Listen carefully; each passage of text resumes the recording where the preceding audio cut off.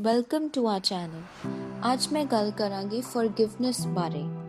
ਸਾਨੂੰ ਕਿਉਂ ਫॉरगिवनेस ਕਰਨੀ ਚਾਹੀਦੀ ਹੈ, ਫॉरगिवनेस ਦੀ ਕਿੰਨੀਆਂ ਟਾਈਪਸ ਹੁੰਦੀਆਂ ਨੇ ਤੇ ਅਗਰ ਅਸੀਂ ਫॉरगिवनेस ਨਹੀਂ ਕਰਦੇ ਤਾਂ ਸਾਨੂੰ ਕੀ ਬਿਮਾਰੀ ਹੋ ਸਕਦੀ ਹੈ ਤੇ ਅਗਰ ਅਸੀਂ ਫॉरगिवनेस ਨਹੀਂ ਕਰਦੇ ਤਾਂ ਉਹਦਾ ਸਾਡੇ ਕਰਮਾਂ ਤੇ ਕੀ ਇਫੈਕਟ ਆਉਂਦਾ ਹੈ।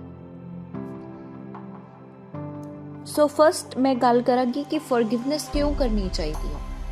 ਅਗਰ ਅਸੀਂ ਗੱਲ ਕਰੀਏ ਆਪਣੇ ਨਾਲ ਫॉरगिवनेस ਕਰਨ ਦੀ ਜਾਂ ਕਿਸੇ ਹੋਰ ਦੇ ਨਾਲ ਫॉरगिवनेस ਕਰਨ ਦੀ, ਇਸ ਦਾ ਸਭ ਤੋਂ ਵੱਡਾ ਫਾਇਦਾ ਸਾਨੂੰ ਖੁਦ ਨੂੰ ਹੁੰਦਾ ਹੈ। ਫॉरगिवनेस ਅਸੀਂ ਆਪਣੇ ਲਈ ਕਰਦੇ ਹਾਂ। ਅਗਰ ਅਸੀਂ ਕਿਸੇ ਨੂੰ ਮਾਫ ਕਰ ਦਿੰਦੇ ਹਾਂ ਤਾਂ ਉਹਦੇ ਨਾਲ ਸਾਡਾ ਮਨ ਹਲਕਾ ਹੁੰਦਾ ਹੈ। ਕਿਸੇ ਤੇ ਕੋਈ ਫਰਕ ਨਹੀਂ ਪੈਂਦਾ। ਅਗਰ ਕਿਸੇ ਨੇ ਤੁਹਾਡੇ ਨਾਲ ਕੁਝ ਕਰਨਾ ਹੈ ਤਾਂ ਉਹ ਇਨਸਾਨ ਕਰਕੇ ਚਲਾ ਗਿਆ, ਬਟ ਉਸ ਚੀਜ਼ ਦਾ ਅਸਰ ਤੁਹਾਡੇ ਤੇ ਹੈ ਤੇ ਉਸ ਨੂੰ ਯਾਦ ਕਰਕੇ ਤੁਸੀਂ ਹਰਟ ਹੁੰਦੇ ਹੋ। ਇਸ ਲਈ ਅਗਰ ਤੁਸੀਂ ਫॉरगिवनेस ਕਰੋਗੇ ਤਾਂ ਉਹਦਾ ਫਾਇਦਾ ਵੀ ਤੁਹਾਨੂੰ ਮਿਲੇਗਾ, ਕਿਸੇ ਹੋਰ ਨੂੰ ਨਹੀਂ ਮਿਲੇਗਾ। ਇਸ ਲਈ ਸਾਨੂੰ ਫॉरगिवनेस ਕਰਨੀ ਚਾਹੀਦੀ ਹੈ। ਫॉरगिवनेस ਦੇ ਦੋ ਟਾਈਪਸ ਹੁੰਦੇ ਨੇ। First inner forgiveness, second outer forgiveness. Inner forgiveness ਮਤਲਬ ਅੰਦਰੋਂ ਮਾਫ ਕਰਨਾ ਤੇ ਇਨਰ ਫॉरगिवनेस ਅਸੀਂ ਹਰ ਕੇਸ 'ਚ ਕਰਦੇ ਹਾਂ, ਚਾਹੇ ਉਹ ਕੇਸ ਬਹੁਤ ਜ਼ਿਆਦਾ ਕੌਮਪਲੀਕੇਟਿਡ ਹੈ ਜਾਂ ਕੋਈ ਸਿੰਪਲ ਜਿਹਾ ਕੇਸ ਹੈ, ਕਿਸੇ ਨੇ ਕੋਈ ਛੋਟੀ ਮੋਟੀ ਗਲਤੀ ਕੀਤੀ ਹੈ ਜਾਂ ਕੋਈ ਬਹੁਤ ਵੱਡੀ ਗਲਤੀ ਹੈ। ਅਸੀਂ ਹਰ ਕੇਸ ਦੇ ਵਿੱਚ ਇਨਰ ਫॉरगिवनेस ਕਰਦੇ ਹਾਂ, ਹਰ ਇੱਕ ਇਨਸਾਨ ਨੂੰ ਅੰਦਰੋਂ ਮਾਫ ਕਰਦੇ ਹਾਂ, ਉਹਦੇ ਨਾਲ ਸਾਨੂੰ ਹੀ ਫਾਇਦਾ ਹੁੰਦਾ। ਬਟ ਜਿੱਥੇ ਗੱਲ ਆਉਂਦੀ ਹੈ ਆਊਟਰ ਫॉरगिवनेस ਦੀ, ਉੱਥੇ ਡਿਪੈਂਡ ਕਰਦਾ ਹੈ ਕਿ ਤੁਸੀਂ ਉਸ ਪਰਸਨ ਨੂੰ ਆਊਟਰ ਫॉरगिवनेस ਕਰਨੀ ਹੈ ਕਿ ਨਹੀਂ। ਉਹ ਇੱਥੇ ਡਿਪੈਂਡ ਕਰਦਾ ਹੈ ਕਿ ਉਸ ਇਨਸਾਨ ਨੇ ਤੁਹਾਡੇ ਨਾਲ ਕੀ ਕੀਤਾ ਹੈ। ਉਸਨੇ ਤੁਹਾਨੂੰ ਕੋਈ ਬਹੁਤ ਵੱਡਾ ਧੋਖਾ ਦਿੱਤਾ ਹੈ ਅਗਰ, ਤਾਂ ਉਸ ਕੇਸ 'ਚ ਤੁਸੀਂ ਉਹਨੂੰ ਆਊਟਰ ਫॉरगिवनेस ਨਹੀਂ ਕਰੋਗੇ। ਬਿਕੋਜ਼ ਅਗਰ ਤੁਸੀਂ ਉਹਨੂੰ ਬਾਹਰੋਂ ਵੀ ਫॉरगिव ਕਰਤਾ ਔਰ ਦੁਬਾਰਾ ਤੇ ਉਹਦੇ ਨਾਲ ਉਸ ਤਰ੍ਹਾਂ ਦਾ ਰਿਸ਼ਤਾ ਬਣਾ ਲਿਆ, ਤਾਂ ਹੋ ਸਕਦਾ ਹੈ ਕਿ ਉਹ ਇਨਸਾਨ ਦੁਬਾਰਾ ਤੇ ਤੁਹਾਨੂੰ ਧੋਖਾ ਦੇਵੇ ਐਂਡ ਫਿਰ ਤੁਸੀਂ ਉਸ ਹਰਟ ਦੇ ਵਿੱਚ ਚਲੇ ਜਾਓਗੇ। ਇਸ ਲਈ ਜ਼ਰੂਰੀ ਹੈ ਥੋੜਾ ਡਿਸਟੈਂਸ ਮੇਨਟੇਨ ਕਰਨਾ ਉਸ ਇਨਸਾਨ ਤੋਂ, ਬਟ ਉਹਨੂੰ ਅੰਦਰੋਂ ਮਾਫ ਕਰਨਾ ਵੀ ਜ਼ਰੂਰੀ ਹੈ। ਬਿਕੋਜ਼ ਅੰਦਰੋਂ ਮਾਫ ਕਰਾਂਗੇ ਤਾਂ ਸਾਡੇ ਮਨ ਦੇ ਉੱਤੇ ਕੋਈ ਭਾਰ ਨਹੀਂ ਰਹੇਗਾ, ਈਵਨ ਕਿ ਸਾਡੇ ਕਰਮਾਂ 'ਤੇ ਵੀ ਕੋਈ ਇਫੈਕਟ ਨਹੀਂ ਆਏਗਾ ਅਗਰ ਅਸੀਂ ਫॉरगिवनेस ਕਰਾਂਗੇ। ਹੁਣ ਅਗਰ ਗੱਲ ਕਰੀਏ ਆਪਾਂ, ਅਗਰ ਅਸੀਂ ਅਨਫॉरगिवनेस ਨਹੀਂ ਕਰਦੇ ਤਾਂ ਸਾਨੂੰ ਕੀ ਬਿਮਾਰੀ ਹੁੰਦੀ ਹੈ। ਅਸੀਂ ਮੋਸਟਲੀ ਦੇਖਿਆ ਅੱਜ ਕੱਲ੍ਹ ਕਿ ਜਿਹੜੀ ਕੈਂਸਰ ਦੀ ਬਿਮਾਰੀ ਹੈ ਉਹ ਕਾਫੀ ਜ਼ਿਆਦਾ ਵੱਧ ਚੁੱਕੀ ਹੈ। ਪਹਿਲਾਂ ਐਸਾ ਨਹੀਂ ਸੀ ਹੁੰਦਾ, ਕੈਂਸਰ ਜ਼ਿਆਦਾ ਲੋਕਾਂ ਨੂੰ ਨਹੀਂ ਸੀ ਹੁੰਦਾ, ਬਟ ਅੱਜ ਕੱਲ੍ਹ ਬਹੁਤ ਜ਼ਿਆਦਾ ਹੋਣ ਲੱਗ ਗਿਆ ਹੈ।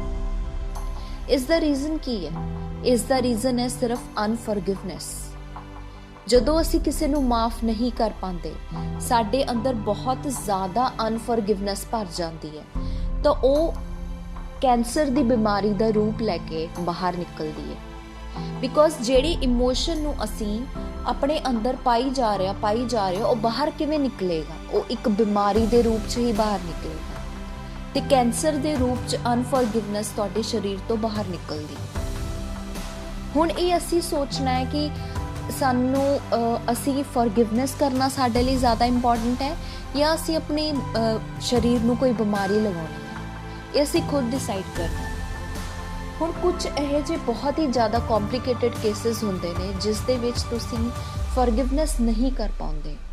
ਕੋਈ ਕਿਸੇ ਨੇ ਤੁਹਾਨੂੰ ਬਹੁਤ ਜ਼ਿਆਦਾ ਦੁਖੀ ਕੀਤਾ ਹੈ, ਕਾਫੀ ਟਾਈਮ ਤੱਕ ਲਗਾਤਾਰ ਦੁਖੀ ਕੀਤਾ ਹੈ, ਤਾਂ ਉਸ ਇਨਸਾਨ ਨੂੰ ਮਾਫ ਕਰਨਾ ਕਈ ਵਾਰ ਇੰਨਾ ਸੌਖਾ ਨਹੀਂ ਹੁੰਦਾ। ਤਾਂ ਉਸ ਕੇਸ ਦੇ ਵਿੱਚ ਤੁਸੀਂ ਟਾਈਮ ਲੈ ਸਕਦੇ ਹੋ, ਜਿੰਨਾ ਵੀ ਟਾਈਮ ਤੁਸੀਂ ਲੈਣਾ ਚਾਹੋ ਤੁਸੀਂ ਲੈ ਸਕਦੇ ਹੋ, ਬਟ ਐਟ ਦੀ ਐਂਡ ਤੁਹਾਨੂੰ ਉਸਨੂੰ ਮਾਫ ਕਰਨਾ ਹੀ ਚਾਹੀਦਾ ਹੈ।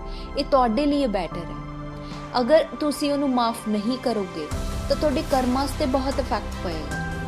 ਉਹ ਪਰਸਨ ਮੁੜ ਕੇ ਤੁਹਾਡੀ ਲਾਈਫ ਦੇ ਵਿੱਚ ਆਏਗਾ, ਜਾਂ ਤਾਂ ਇਸ ਲਾਈਫ 'ਚ ਆ ਜਾਏਗਾ ਜਾਂ ਤੁਹਾਡੀ ਨੈਕਸਟ ਲਾਈਫ ਟਾਈਮ ਦੇ ਵਿੱਚ ਤੁਹਾਨੂੰ ਮਿਲੇਗਾ। ਔਰ ਜੋ ਅਗਰ ਤੁਸੀਂ ਇਸ ਲਾਈਫ 'ਚ ਉਹਦੇ ਨਾਲ ਬਹੁਤ ਜ਼ਿਆਦਾ ਹਰਟ ਹੋ ਤਾਂ ਤੁਹਾਨੂੰ ਅਗਲੀ ਲਾਈਫ ਟਾਈਮ ਦੇ ਵਿੱਚ ਉਹਦੇ ਨਾਲ ਓਨਾ ਹੀ ਜ਼ਿਆਦਾ ਖੁਸ਼ ਰਹਿਣਾ ਪਏਗਾ, ਉਹਦੇ ਨਾਲ ਪਿਆਰ ਕਰਨਾ ਪਏਗਾ ਉਸ ਇਨਸਾਨ ਨੂੰ। ਇਹ ਕਰਮਾਜ਼ ਹੁੰਦੇ ਨੇ। ਹੁਣ ਅਗਰ ਕਿਸੇ ਇਨਸਾਨ ਨੇ ਤੁਹਾਡੇ ਨਾਲ ਕੁਝ ਕੀਤਾ, ਕੁਝ ਬਹੁਤ ਬੁਰਾ ਕੀਤਾ, ਜ਼ਰੂਰੀ ਤਾਂ ਨਹੀਂ ਹੈ ਕਿ ਉਹ ਇਨਸਾਨ ਕਰਮਾ ਕ੍ਰੀਏਟ ਕਰ ਰਿਹਾ ਹੈ। ਇਹ ਵੀ ਤਾਂ ਹੋ ਸਕਦਾ ਹੈ ਕਿ ਕਰਮਾ ਨਿਊਟਰਲਾਈਜ਼ ਹੋ ਰਿਹਾ, ਯਾਨੀ ਕਿ ਤੁਸੀਂ ਪਿਛਲੇ ਜਨਮ ਦੇ ਵਿੱਚ ਉਸ ਇਨਸਾਨ ਨਾਲ ਕੁਝ ਕੀਤਾ ਸੀ ਤੇ ਉਹ ਇਸ ਜਨਮ ਵਿੱਚ ਆ ਕੇ ਉਸ ਕਰਮਾ ਨੂੰ ਨਿਊਟਰਲਾਈਜ਼ ਕਰ ਰਿਹਾ। ਬਟ ਅਗਰ ਆਪਾਂ ਸਾਡੇ ਨਾਲ ਕਿਸੇ ਨੇ ਕੁਝ ਕੀਤਾ, ਅਗਰ ਅਸੀਂ ਉਹਨੂੰ ਬਦਦੁਆਵਾਂ ਦਿੰਦੇ ਰਹਾਂਗੇ, ਉਹਦੇ ਬਾਰੇ ਗਲਤ ਬੋਲਦੇ ਰਹਾਂਗੇ, ਤਾਂ ਉਹ ਚੀਜ਼ ਕਦੇ ਖਤਮ ਹੀ ਨਹੀਂ ਹੋਏਗੀ। ਉਹ ਸਾਈਕਲ ਚੱਲਦਾ ਰਹੇਗਾ। ਕਦੀ ਤੁਸੀਂ ਉਹਨੂੰ ਕੁਝ ਕਹਿਤਾ, ਕਦੀ ਉਹਨੇ ਤੁਹਾਨੂੰ ਕੁਝ ਕਹਿਤਾ, ਇਹ ਚੀਜ਼ ਚੱਲਦੀ ਰਹੇਗੀ। ਬਟ ਸਾਡੇ ਲਈ ਇੰਪੋਰਟੈਂਟ ਹੈ ਕਿ ਇਹ ਚੀਜ਼ ਇੱਥੇ ਹੀ ਖਤਮ ਹੋ ਜਾਏ, ਤਾਂ ਕਿ ਨੈਕਸਟ ਲਾਈਫ ਟਾਈਮ ਦੇ ਵਿੱਚ ਸਾਨੂੰ ਕਿਸੇ ਨੂੰ ਸਾਨੂੰ ਹਰਟ ਨਾ ਹੋਣਾ ਪਵੇ। ਬੇਸਿਕਲੀ ਇਹ ਬਹੁਤ ਜ਼ਰੂਰੀ ਹੈ। ਇਸੇ ਲਈ ਬਹੁਤ ਸਮਝਣਾ ਚਾਹੀਦਾ ਹੈ ਕਿ ਸਾਨੂੰ ਫੋਰਗਿਵਨੈਸ ਕਰਨੀ ਹੈ, ਜ਼ਰੂਰ ਕਰਨੀ ਹੈ। ਬਟ ਜਿਹੜੇ ਕੰਪਲਿਕੇਟਡ ਕੇਸ ਆ ਉਹਨਾਂ ਵਿੱਚ ਤੁਸੀਂ ਟਾਈਮ ਲੈ ਸਕਦੇ ਹੋ, ਬਟ ਫੋਰਗਿਵਨੈਸ ਬਹੁਤ ਬਹੁਤ ਜ਼ਰੂਰੀ ਹੈ। ਅਗਰ ਤੁਹਾਨੂੰ ਮੇਰੀ ਵੀਡੀਓ ਪਸੰਦ ਆਈ ਤਾਂ ਇਹਨੂੰ ਲਾਈਕ ਕਰਿਓ ਔਰ ਸਾਡੇ ਚੈਨਲ ਨੂੰ ਸਬਸਕ੍ਰਾਈਬ ਕਰਿਓ।